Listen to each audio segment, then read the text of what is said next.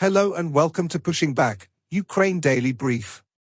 As the war enters its 899th day, these are the main developments from the past 24 hours.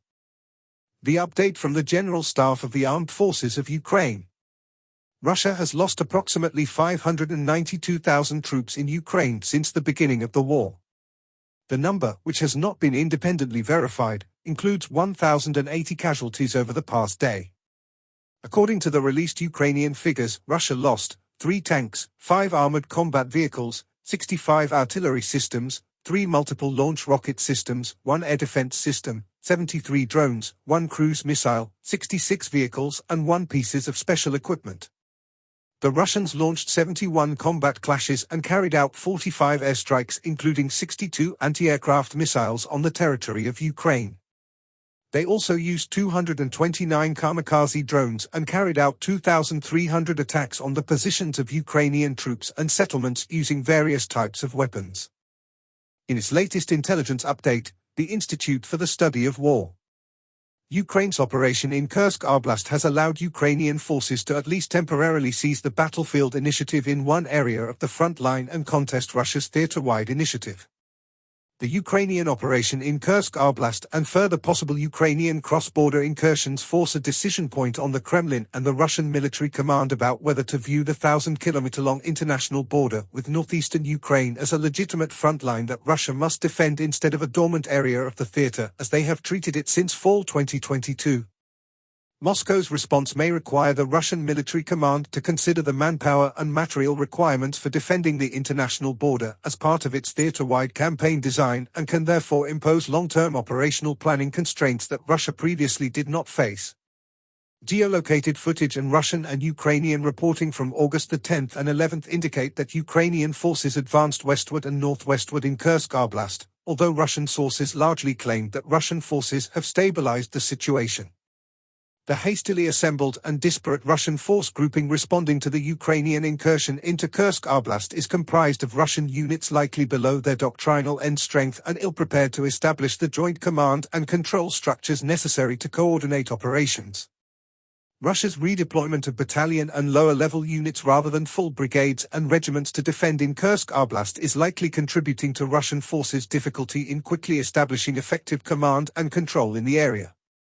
Confusion about the status of Russian conscripts fighting in Kursk Oblast is a consequence of ineffective command and control and will likely continue to further strain Russia's command and control structures to respond to the Kursk operation. Russian officials acknowledged that Ukrainian mobile groups advanced upwards of 25 kilometers into Belovsky Raion, Kursk Oblast on the night of August 10th to 11th, but there are no indications that these groups remain in the area or that Ukrainian forces are operating beyond the immediate border area in Belovsky Raion. The reported rapid Ukrainian maneuver in Belovsky Raion suggests that Russian forces along the international border remain poorly prepared to respond to further Ukrainian cross-border incursions. Russian sources claimed on August 11th that small Ukrainian groups attempted unsuccessful limited cross-border incursions into western Belgorod Oblast. Ukrainian President Volodymyr Zelensky officially acknowledged the Ukrainian cross-border incursion into Kursk Oblast for the first time on August 10th. A top Ukrainian defense official reportedly stated that Russian forces have somewhat reduced the intensity of assaults in eastern Ukraine, but that otherwise the situation remains largely unchanged amid the Ukrainian operation in Kursk Oblast, which is consistent with ISW's observations of Russian offensive tempo across the theater. Russian propagandists are attempting to use the Ukrainian incursion into Kursk Oblast to promote Russian force generation efforts. Russian forces recently advanced near Kupiansk and Donetsk city. In Zelensky's nightly address he spoke about 3 key areas. Firstly, strengthening Ukraine's air defense. He emphasized the ongoing priority of bolstering Ukraine's air defense and combat aviation to protect against Russian strikes. Despite progress, he acknowledged the need for more air defense systems and better training for defenders. He also highlighted the importance of securing additional support from international partners to close Ukrainian skies to enemy drones and missiles. Secondly, documenting and responding to Russian attacks, he detailed the continuous Russian strikes, including the use of North Korean missiles, which recently killed civilians in Kiev. He underscored the importance of documenting these attacks and advocated for lifting restrictions on long-range strikes, arguing that such measures are necessary to stop Russian terror and protect Ukrainian lives. Lastly, recognition of emergency responders. He expressed deep gratitude to the rescuers of the State Emergency Service of Ukraine for their bravery and dedication in responding to Russian strikes.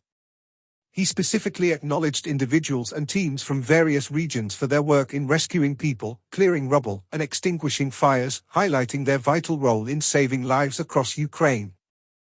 Thanks for following today's updates.